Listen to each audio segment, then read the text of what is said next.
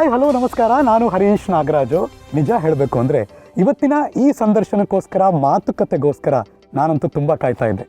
ಯಾಕೆ ಗೊತ್ತಾ, ಇವತ್ತು ನಮ್ಮ ಜೊತೆ 3 ವಿಭಿನ್ನ ವ್ಯಕ್ತಿತ್ವದವರು ಆಸೀನರಾಗಿದ್ದಾರೆ.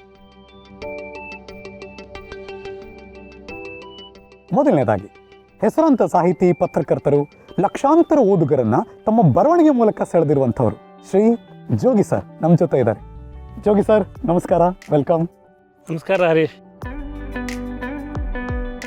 ಅದರ ಜೊತೆಗೆ ಪರಿಶ್ರಮ ಮತ್ತು ಸಾಧನೆ ಮೂಲಕ ಉದ್ಯಮ ಕ್ಷೇತ್ರದಲ್ಲಿ ತಮ್ಮದೇ ಆದಂಥ ಹೆಜ್ಜೆ ಗುರುತುಗಳನ್ನು ಮೂಡಿಸಿರುವಂಥ ಪ್ರಸಿದ್ಧ ಉದ್ಯಮಿ, ಬಿಸ್ನೆಸ್ ಮ್ಯಾಗ್ನೆಟ್ ಶ್ರೀ ಗೌತಮ್ ದಿವಾನ್ ನಮ್ಮ ಜೊತೆ ಜಾಯ್ನ್ ಆಗಿದ್ದಾರೆ.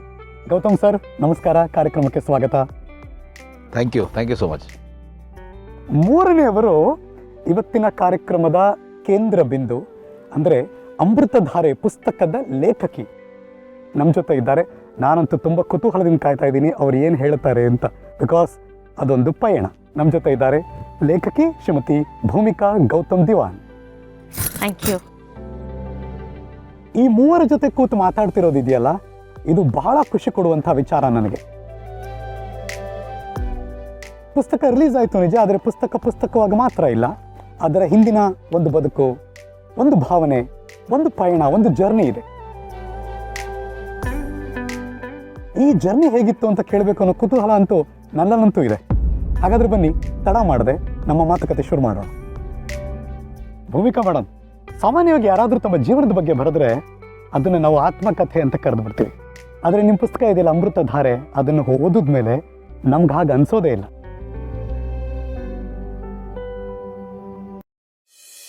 ಒಂದು ವ್ಯಕ್ತಿಯ ಕಥೆ ಅಲ್ಲಲ್ಲ, ಒಂದು ಮನೆಯ ಪಯಣ, ಒಂದು ಮನಸ್ಸಿನ ಪಯಣ, ಒಂದು ಭಾವನೆಗಳ ಪಯಣ. ನಿಮಗೆ ವೈಯಕ್ತಿಕವಾಗಿ ಇದ್ರ ಬಗ್ಗೆ ಏನು ಹೇಳಬೇಕು ಅಂತ ಅನಿಸ್ತಾ ಇದೆ? ನಿಮ್ಮ ಫೀಲ್ ಏನು ಮೇಡಮ್? ನಿಜ ಹೇಳಬೇಕು ಅಂದರೆ ನನ್ನ ಡೈರಿ ಪುಸ್ತಕ ಆಗುತ್ತೆ ಅಂತ ನಾನು ಯಾವತ್ತೂ ಅಂದ್ಕೊಂಡಿರಲಿಲ್ಲ. ಆ ಯೋಚನೆ ಇಟ್ಕೊಂಡು ನಾನು ಬರ್ತಿರ್ಲಿಲ್ಲ.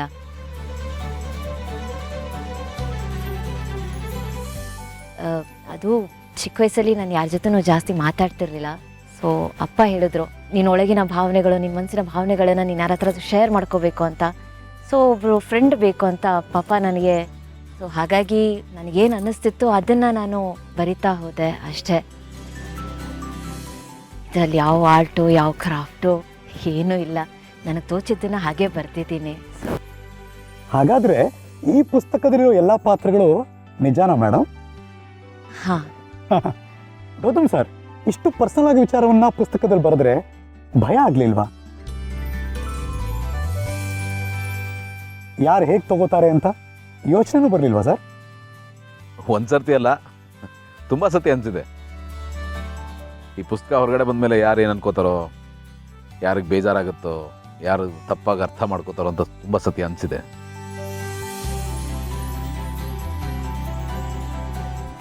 ಅದಕ್ಕಿಂತ ಹೆಚ್ಚಾಗಿ ಕಾಡಿದ್ದು ನನಗೆ ಇನ್ನೊಂದು ಪ್ರಶ್ನೆ.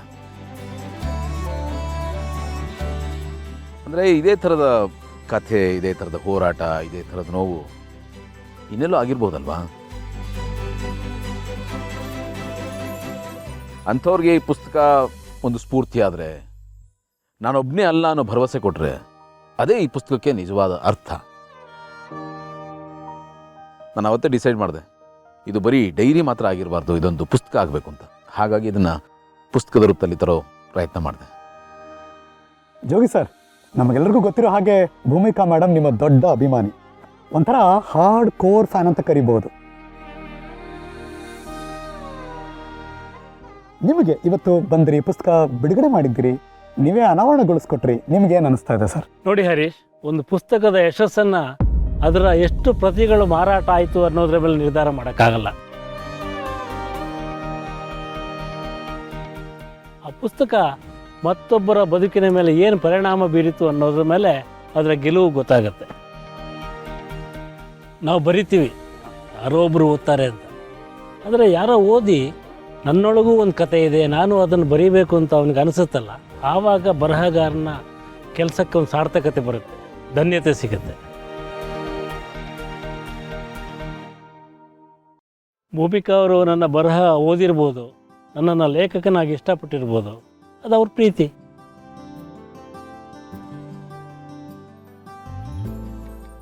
ಆದರೆ ಅವ್ರು ಹೀಗೆ ಮಾಡಲಿಲ್ಲ. ತಾವು ಓದಿದ ಬರಹನ ಬದುಕು ಮಾಡಿದರು. ಆ ಬದುಕನ್ನು ಮತ್ತೆ ಬರಹ ಕಳಿಸಿದರು. ಅದು ಬಹಳ ದೊಡ್ಡ ಖುಷಿ.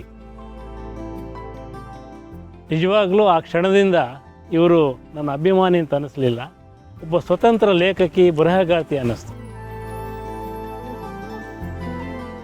ವಾವ್, ಭೂಮಿಕಾ ಮೇಡಮ್, ಇದಕ್ಕಿಂತ ದೊಡ್ಡ ಕಾಂಪ್ಲಿಮೆಂಟ್ಸ್ ಒಬ್ಬ ಬರಹಗಾರ್ತಿಗೆ ಸಿಗೋದು ನಿಜವಾಗ್ಲೂ ಕಷ್ಟ.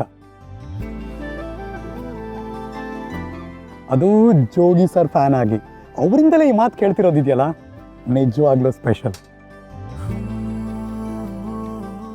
ಓ, ನಿಮ್ಮ ಮಾತುಕತೆ ಕೇಳಿಸ್ಕೊತಾ ಇದ್ರೆ ಯಾಕೋ ತುಂಬ ಸೀರಿಯಸ್ ಆಗಿ ಹೋಗ್ತಾ ಇದ್ದೀವಿ ಅಂತ ಅನ್ನಿಸ್ತಾ ಇದೆ. ಒಂದು ಲೈಟ್ ಮೈಂಡೆಡ್ ಆಗಿ ಒಂದು rapid fire round questions ready ಮಾಡಿದ್ದೀನಿ. Are you ready? Yeah okay, let start. Jogi ಸರಿಂದ ಶುರು ಮಾಡ್ತಿದ್ದೀನಿ. ಬರಹ. ಉಸಿರು. ಪ್ರೀತಿ. ಬದುಕು. ಚೆನ್ನಾಗಿದೆ ಇದು. Okay, next. ಖುಷಿ. ಮಗಳು. ಓ, ಮಗಳು ನೆನಪಾಗ್ಬಿಟ್ರಾ? ಮಗಳು ಸದಾ ನೆನಪಲ್ಲಿ ಇರ್ತಾಳಲ್ಲ. ಜೋಗಿ ಸರ್, ಮತ್ತೆ ನಿಮಗೆ ಬೆಳಕು ಅಂದರೆ? ಬೆಳಕು ಅಂದರೆ ಜ್ಯೋತಿ, ನನ್ನ ಭಾಳ ಜ್ಯೋತಿ. ಕೊನೆಗೂ ಮೇಡಮ್ ಹೆಸರು ಬಂದೇ ಬಿಡ್ತಲ್ಲ. ಹೆಂಡ್ತಿನ ಎಲ್ಲೆಲ್ಲಿ ಇಂಪ್ರೆಸ್ ಮಾಡೋಕ್ಕೆ ಅವಕಾಶ ಸಿಗುತ್ತೋ ಅಲ್ಲಲ್ಲಿ ಇಂಪ್ರೆಸ್ ಮಾಡ್ತಾ ಇರ್ಬೇಕು. ನಾವು ಕಲಿಬೇಕು. ಸೂಪರ್ ಜೋಗಿ ಸರ್. ಒಂದು ಕೊನೆಯ ಪ್ರಶ್ನೆ, ಒಂದು ಒಳ್ಳೆ ಬರಹ ಹುಟ್ಟೋದು ಹೇಗೆ ಸರ್, ಎಲ್ಲಿ ಸರ್? ಜೀವನದಲ್ಲಿ ಕಟ್ಟಿದ ಕತೆ ಅಂತ ಇರುತ್ತೆ, ಹುಟ್ಟಿದ ಕತೆ ಅಂತ ಇರುತ್ತೆ. ಒಂದು ಬರಹ ಎಲ್ಲಿ ಹುಟ್ಟುತ್ತಂದರೆ ನಮ್ಮ ಅನುಭವ ಯಾವಾಗ ನೆನಪಾಗುತ್ತಲ್ಲ, ಅದು ನೆನಪಾಗಿ ಮೂಡಿದಾಗ ಕತೆ ಹುಟ್ಟುತ್ತೆ.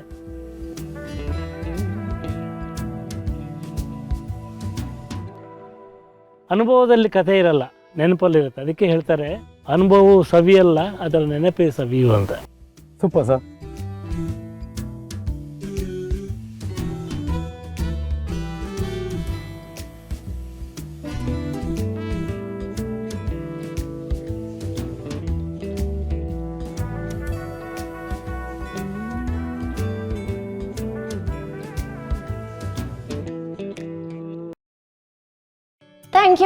Thank you so much. ನನಗೆ ಇವತ್ತು ಎಷ್ಟು ಸಂತೋಷ ಆಗ್ತಿದೆ ಗೊತ್ತಾ?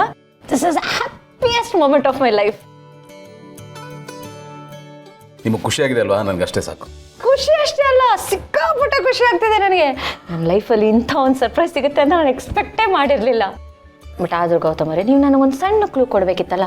ಅಲ್ಲೆಲ್ಲರೂ ಕೂತಿದ್ರು, ಇದಕ್ಕಿದ್ದಂಗೆ ಬನ್ನಿ ಸ್ಪೀಚ್ ಕೊಡಿ, ಪುಸ್ತಕ, ಸ್ಟೇಜು ಎಲ್ಲ ಹೇಳಿದ್ರು. ನಂಗೆ ಏನು ಹೇಳ್ಬೇಕಂತಾನೆ ಗೊತ್ತಾಗಲಿಲ್ಲ. ಸ್ವಲ್ಪ ನೀವು ಕ್ಲೂ ಕೊಟ್ಟಿದ್ರೆ ನಾನು ಪ್ರಿಪೇರ್ ಆಗ್ತಿದ್ನಲ್ವಾ? ಅಲ್ಲ ರೀ, ಸಣ್ಣದ ಕ್ಲೂ ಕೊಟ್ಟಿದ್ರೆ ಸರ್ಪ್ರೈಸ್ ಹೇಗೆ ಆಗ್ತಿತ್ತು? ಹಾಂ, ಅದು ಕರೆಕ್ಟ್. ಬಟ್ ನೀವು ನನ್ನ ಡೈರಿ ಹೋಗಿ ಓದಿದ್ರಿ. ಐ ಮೀನ್, ಓದಬೇಕು ಅಂತ ಯಾಕೆ ಅನ್ನಿಸ್ತು? ಅದನ್ನು ಪುಸ್ತಕ ಮಾಡಬೇಕಂತ ಹೇಗೆ ಅನ್ನಿಸ್ತು? ಆ್ಯಕ್ಚುಲಿ ಇದಕ್ಕೆಲ್ಲ ಮಕ್ಕಳೇ ಕಾರಣ.